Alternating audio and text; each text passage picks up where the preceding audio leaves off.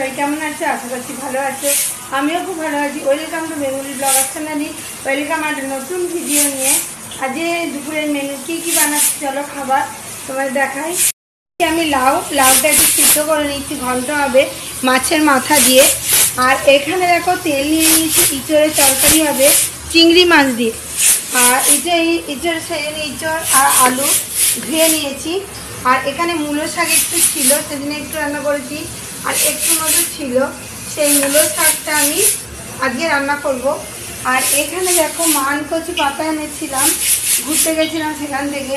মানকচু পাতা, ওখানে গাদা মানকচু গাছ আছে, ওখান থেকে মাঝখানে যে পাতাটা হয় না, ওটা নিয়ে এসেছি। ওটা মানে সর্ষে, একটু কালো জিরে, একটু রসুন এই দিয়ে এটা বেটে নিতে হবে। কাঁচা লঙ্কা নেই, হবে শুকনো লঙ্কা দিয়ে এটা রান্না হবে।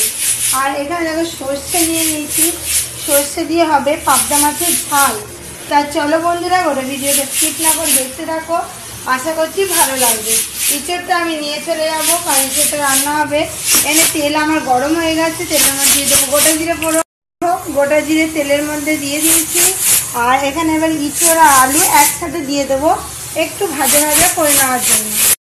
দেখো ইঁচড় তেলের মধ্যে চলে গেছে, এবার তেলের মধ্যে ভাজা ভাজা হবে। ততক্ষণ আমি বাটিটায় মশলা রেডি করে নেবো।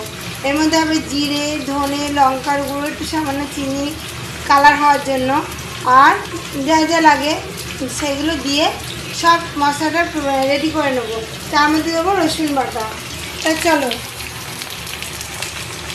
বন্ধুরা, মশলা আমার রেডি হয়ে গেছে। একটু আদাও বেটে নিয়েছি। আর এখানে দেখো পেঁয়াজ দিয়ে দিয়েছি। ইঁচড়টা যেহেতু ভাজা ভাজা হয়ে গেছে, পেঁয়াজটাও ভাজা ভাজা হয়ে গেল। এবার এর মধ্যে আমি, এখন ইঁচড়ে ভুসা হয়ে যাচ্ছে, এর মধ্যে আমি যে মশলাটা বানিয়ে রেখেছি সেটা দিয়ে দিলাম। দিয়ে এবার ভালো করে আমি কষিয়ে নেবো বেশ কিছুক্ষণ ধরে। আর কষাতে কষাতে চিংড়ি মাছটাও আমি দিয়ে দেবো। আর পুরো মাংসের মতো স্মেলটা এসছে,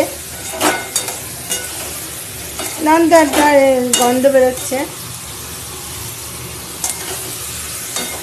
বাটিটার মধ্যে আমি জল রেডি করে নেবো, মানে একটু একটু দেবো আর মশলাটা কষিয়ে নেবো। আর জানোই যত ভালো করে কষানো হবে তত বেশি স্বাদ আসবে। আর বাটিটা মশলা লেগে হয়ে রয়েছে, ওই জন্য একটু জল দিয়ে নেবো।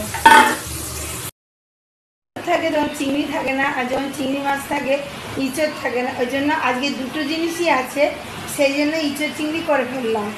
আর চিংড়ি মাছ দিয়ে দিয়েছি মশলাটা কষাতে কষাতে। তাহলে তোমাদের দেখায়, দেখো মশলাটা দিয়ে দিয়েছি আমি, তোমাদের দেখালামই। দেখো চিংড়ি মাছও আমি দিয়ে দিয়েছি। দিয়ে এবার ভালো করে কষিয়ে নিচ্ছি, কষিয়ে একবারে কুকারে দিয়ে দেবো। তাহলেই আমি সিটি মেরে তাড়াতাড়ি হয়ে যাবে রান্নাটা। আর ইঁচড় চিংড়ি খেতে কার কার ভালো লাগে অবশ্যই কিন্তু কমেন্টে জানাতে ভুলো না। আমার তো খুবই ভালো লাগে, ইঁচড় চিংড়ি হলে আর আমার কিচ্ছু লাগে না। আর সেদিন আমি ইঁচড় রান্না ইঁচড় চিংড়ি অন্তত করি। তো ভালো করে আমার কষানো হয়ে গেছে। এবার পরিমাণ মতো জল দেবো, যেহেতু কুকারে যাবো বেশি জল দেবো না। দিয়ে আমি কুকারে চাপিয়ে দেবো। কুকারের লাউটা ঢেলে নিই, তারপরে এটা চাপাবো। চিংড়ি ইঁচড় এর মধ্যে চাপিয়ে দিয়েছি কুকারে। আর এখানে কড়াই নিয়ে নিয়েছি, ধুয়ে আবারও লাউ ঘন্ট করবো। তাছাড়া কড়াইয়ের মধ্যে তেল দিয়ে দেবো, কড়াইটা গরম হয়ে গেলে। আর এটার উনানটা ধরানো হয়নি, ধরিয়ে দেবো। ঘন্ট করবো ওই জন্য আমি গোটা জিরে ফোড়ন দিয়ে দিলাম। দিয়ে এরপর আমি লাউগুলো সব দিয়ে দেবো। লাউগুলো তেলের মধ্যে সব দিয়ে দিলাম, একটু কিছুক্ষণ ধরে মজবে। তারপরে বাদবাকি মশলাপাতি আর মাছের মাথাটা দিয়ে দেবো। ঘন্ট প্রায় হয়ে এসছে। আর ছেলে যেহেতু মাছের মাছ দিয়ে খাবে না, তার জন্য একটা বাটিতে তুলে রেখে আমি মাথা দিয়ে দিলাম। না আবার আগেই মাথাটা দিয়েছি, টুকরো টুকরো করে নিয়ে লাউয়ের সাথে মিশিয়ে দিয়েছি। আর এর মধ্যে নুন, হলুদ, একটু জিরে গুঁড়ো, একটু চিনি, সামান্য একটু লঙ্কা গুঁড়ো দিয়ে নিয়েছি। লাউ ঘন্ট আমার হয়ে গেছে, আমি নামিয়ে নেবো। আর এখানে দেখো সর্ষে বাটছিলাম, মাছের ঝাল করবো দেখে। আর এটাও রেডি করে রেখেছি, দুটোই একসাথে বেটে নেবো। চলো লাউ ঘন্টটা নামিয়ে ফেলি। আজ সকালে রান্না করেছিলাম ভাত, দেখো আর এইটুকু পড়ে রয়েছে, ওই জন্য আবারও ভাত চাপিয়ে দিলাম। মানে যা যা মেনু করছি ভাত প্রচুর টানছে। তোমরা এইভাবে রান্না করে দেখো, তোমাদের হাঁড়ি ফাঁকা হয়ে যাবে।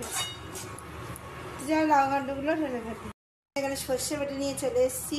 এখানে পেঁয়াজ রয়েছে, তেলের মধ্যে কালো জিরে ফোড়ন দিয়ে দিয়েছি। এবার দিয়ে দেবো আমি কুচনো পেঁয়াজটা। কুচনো পেঁয়াজটা এবার আমি ভাজবো হালকা করে, ভেজে ব্রাউন কালার যেই হয়ে আসবে তখন আমি সর্ষে বাটাটা দেবো। সর্ষে বাটার মধ্যে যতক্ষণ আমি নিয়ে নেবো নুন, হলুদ আর লঙ্কার গুঁড়ো। ব্রাউন কালার হয়ে গেছিলো, তাই আমি সর্ষে বাটাটা দিয়ে দিলাম। সর্ষে বাটার মধ্যে যা যা মশলা নিয়েছি তোমাদের বললামই, সেই দিয়ে পেস্টটা বানিয়ে নিয়েছিলাম, এর মধ্যে দিয়ে দিলাম। আর দেখো এখানে পাবদা মাছ ভেজে রাখা রয়েছে। এবার মাছের ঝালটা পুরো তৈরি হয়ে গেলে তারপরে আমি মাছগুলো ছেড়ে দেবো। এরকম করে সমানে নেড়ে দিতে হবে যাতে মশলাটা তলায় না ধরে যায়। আর একটু জল নিয়ে নেবো, জলটা একটু একটু করে দেবো আর মশলাটা কষিয়ে নেবো। পাবদা মাছের ঝাল এবারে এভাবে করে খেয়ে দেখবে, সেটি কিন্তু খুব ভালো হয়। আর মাছগুলোতে খুব ডিম ছিল, পাবদা মাছগুলো আর বড়ো বড়োও ছিল। যখন মশলাটা হালকা করে একটু তেল ছেড়ে দেবে চারিদিক দিয়ে, তখন মশলাটা কুক হয়ে যাবে। আর হালকা হালকা তেল ছেড়ে দিয়েছেও, কিন্তু জল দিয়ে কষাতে হবে, মশলা কাঁচা গন্ধটা যাতে না থাকে। আমার কষানো হয়ে গেছে, আমি পরিমাণ মতো জল দিয়ে দিয়েছি। এবার কিছুক্ষণ ফুটবে। আর তোমাদের ইঁচড়ের তরকারিটা দেখিয়েছি আমি, মনে নেই। ইঁচড়ের তরকারি কালারটা দেখো বন্ধুরা, শুধু কত সুন্দর এসছে। বাটি মাছ দেওয়া হবে, তারপরে রাখতে পারবো, ওই জন্য এরমভাবেই রেখে দিয়েছি। পুরো মাংসের মতো দেখতে হয়েছে।